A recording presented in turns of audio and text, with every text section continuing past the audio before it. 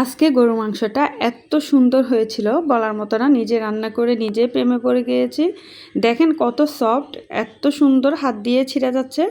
তো সবাই কেমন আছেন? চলে আসছি উর্মিলা কিচেন থেকে। আজকের দুপুরের আয়োজনে আমার গরুর মাংস আর পোলাওটা করেছিলাম।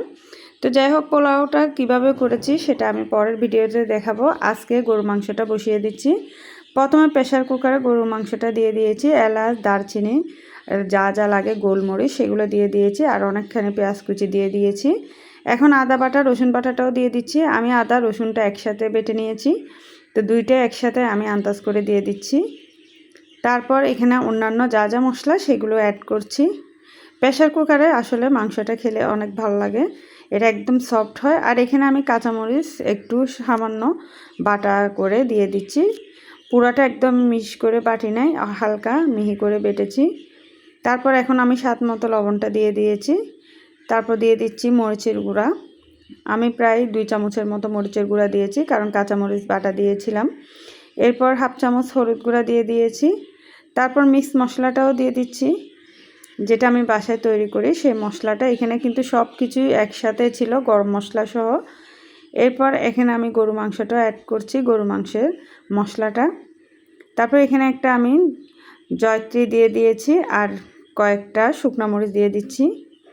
তারপর এখন একটু সামান্য তেল দিয়ে দিচ্ছি। তেল দিয়ে আমি ভালোভাবে হাত দিয়ে মাখিয়ে নিব।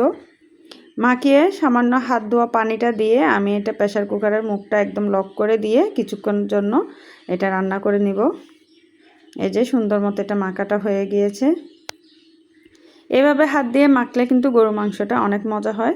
আমি তো প্রায় সময় এভাবে বসিয়ে দিই। তারপর এই যে একটু সামান্য পানি দিয়ে বসিয়ে দিলাম। এরপর আমার এই যে প্রায় হয়ে গিয়েছে, 3টা সিটি দিয়েছে।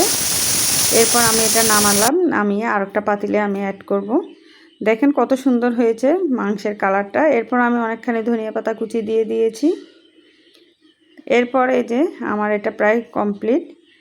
আজকের মাংসটা সবাই কিন্তু অনেক পছন্দ করেছিল। এই যে দেখতে পাচ্ছেন, একটু আমি ঘি অ্যাড করে দিচ্ছি। রান্নার পরে আমি 2 চামচের মতো ঘি অ্যাড করে দিয়েছি। তারপর আমি এটা আরেকটা পাতিলে একটু ঢেলে নিয়েছি। এত বড় পাতিলে আমি রাখবো না, এটা অন্য একটা পাতিলে নিয়ে নেব। এরপর আজকে দুপুরে আরও কিছু রান্না করেছিলাম, সেটা হচ্ছে পোলাওটা খেতে খুব মজা হয়েছিল।